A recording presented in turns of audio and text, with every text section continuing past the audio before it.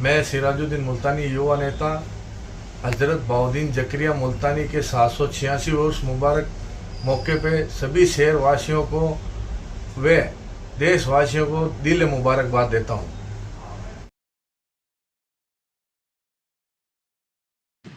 हजरत बहाउद्दीन जकरिया मुल्तानी का 786वां उर्स की तैयारियां जोरों पर। कल शुक्रवार 1 अगस्त को मनाया जाएगा लोहारपुरा स्थित जकरिया चौक में 786वां उर्स। नागौर शहर के लोहारपुरा, जो कि हस्तौजार नगरी कहा जाता है, नागौर शहर के परकोटे के बाहर बहुत बड़े एरिया में बसा हुआ है, जहां की जनसंख्या करीब 8 से 10 हजार एक ही समाज के लोगों की है। 1 अगस्त 2025 शुक्रवार सफर 6/1447 को मुल्तानी समाज के पीरो मुर्शिद का 786वां उर्स मनाया जा रहा है। इस उर्स पर करीब 15,000 लोगों को खाने की व्यवस्था होगी। इस बार 1,000 किलो नमकीन दलिया व 300 किलो हलवा बनाया जा रहा है।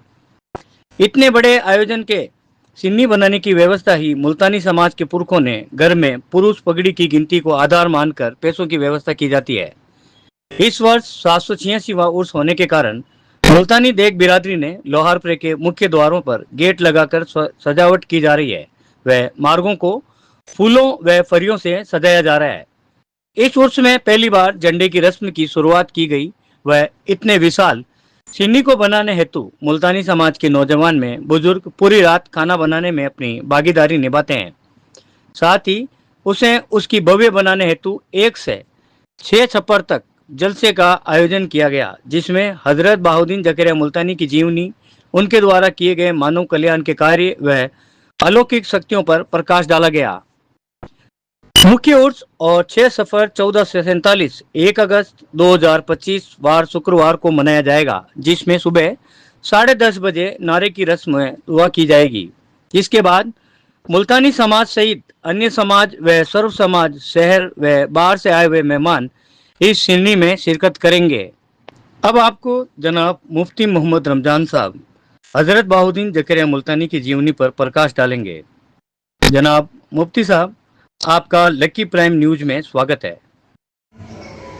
अस्सलाम वालेकुम रहमतुल्लाहि व बरकातहू। बेसिक हुजूर मखदूम बहाउलक जकरिया मुल्तानी रज़ियल्लाहु ताला अन्हु ये एक सूफ़ी बुज़ुर्ग गुज़रे हैं, जो इन्होंने अपनी ज़िंदगी में बहुत सारे इम्पोर्टेंट काम किए हैं अपने समाज के लिए, कौम के लिए, एक इंसानियत के लिए कहा जाए तो बिल्कुल गलत नहीं होगा।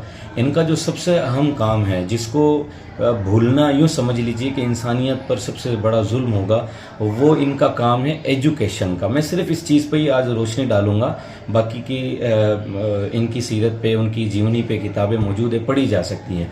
हुजूर मखदूम बहाउलक जकरिया मुल्तानी रहमतुल्लाहि ताला अलैह ने इतना ज़बरदस्त एजुकेशन मॉडल बनाया था कि उनकी मिसालें के लीजिए वो मिलेंगी नहीं। आपने इस तरह अपना मॉडल एजुकेशन बनाया था कि इन्होंने एक बहुत बड़ी यूनिवर्सिटी बनाई थी। उस यूनिवर्सिटी के अंदर सिर्फ इस्लामिक नॉलेज नहीं दिया जाता था, बल्कि बिजनेसेस की ट्रेनिंग दी जाती थी। मल्टीपल लैंग्वेजेस पर मतलब ये कि सिखाए जाते थे। उसके लिए अलग अलग मुल्कों से आपने जो ज़बानों के माहिरीन हैं, जो लैंग्वेज बोलते हैं, सिखाते हैं, उनको लर्निंग लैंग्वेज के लिए बुलाया था, ताकि हमारे जो स्टूडेंट्स हैं उनको लैंग्वेज सिखाई जा सके। आपके ज़माने में आपने जो यूनिवर्सिटी बनाई थी उसकी पॉपुलैरिटी इतनी ज़्यादा हो गई थी कि आपके मदरसे में, आपकी यूनिवर्सिटी में 20,000 स्टूडेंट रहने लग गए थे। उनके रहने, खाने पीने सब चीज़ों का इंतज़ाम किया था। और हमें हिस्ट्री की बुक्स वगैरह में से पता चलता है कि ये उनकी पहली यूनिवर्सिटी थी अखंड भारत में, कि जहाँ पर रहना, सहना, खाना पीना स्टूडेंट्स के लिए सब फ्री था। उसके साथ साथ ये बिजनेस भी सिखाया करते थे। बिजनेस सिखाने के साथ साथ फिर ये बिजनेसमैन भी बनाया करते थे। वो ऐसा कि जब इनकी पढ़ाई पूरी हो जाती थी स्टूडेंट्स की, तो इनको बिजनेस कोर्स बिजनेस सिखाते थे। फिर बिजनेस सिखाने के बाद में इनको 5,000 उस वक्त जो भी सिक्के वगैरह या दीनार या जो भी चला करते थे वो देते थे, और उनके जो टीचर हैं उनको ख़ास हिदायत करते थे कि इनको जिस मुल्क में बिजनेस के लिए भेजना है, इंसानियत को और एजुकेशन को फैलाने के लिए जहाँ पे भेजना है, वहाँ की लैंग्वेज अच्छे से सिखा देने के बाद ये 5,000 रुपये आप लें। और इनके जहाज़ में, पहले जहाज़ों का सफ़र था, फ्लाइट और ये ट्रेन वगैरह का सिस्टम नहीं था, वहाँ पर जहाज़ में इनके सामान रखवाते और इनको बुला के एक मीटिंग किया करते थे, और मीटिंग बड़ी इंपॉर्टेंट हुआ करती थी। आप मीटिंग के अंदर ये डिस्कस फरमाया करते थे कि ये बिजनेसेस करें वहाँ जाकर, और ख़राब माल किसी सूरत में ना बेचें। अगर आपको लगता है कि ये माल ख़राब हो गया, आपको लॉस हो रहा हो तो चलेगा, लेकिन आप किसी इंसान को धोखा ना दें, और इसी अंदाज में कम प्रॉफिट में आप माल बेचें ताकि इंसानों को अच्छी चीज़ें प्रोवाइड हो सकें। तो यूं एक शिक्षा भी आप दिया करते थे और कौम को बिजनेसमैन आपने बनाया। आपके कई मल्टीपल कंट्रीज़ में मल्टीपल बिजनेसेस थे।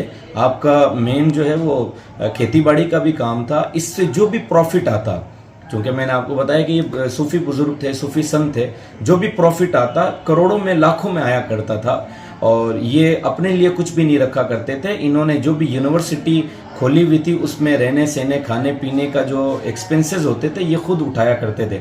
इसी के साथ साथ इन्होंने एक ये भी चीज़ ओपन की थी कि अपने यहाँ पर एक सेशन बनाया था, जो मजदूर हैं या गरीब किस्म के लोग हैं, या यूँ कह लीजिए कि ऐसे अफराद हैं जो माजूर किस्म के हैं, वो माजूरों को ये खाना पीना ये प्रोवाइड करवाया करते थे, उनकी शिक्षा का ख्याल रखा करते थे। और साथ साथ में एक चीज़ मैं यहाँ पर ये भी बताना चाहूँगा, हुजूर मखदूम बाउलक ज़करिया मुल्तानी रहमतुल्लाहि ताला अलैह ने, जो बड़े लोग हैं जो समाज के अंदर कामकाज कर रहे हैं या फिर कारोबार नहीं कर पा रहे हैं, कहीं मजदूरी कर रहे हैं, उनकी एजुकेशन के लिए आपने ये सिस्टम किया था कि हर 10 मील के बाद एक इंस्टीट्यूट आपने जो है वो बना दिया था।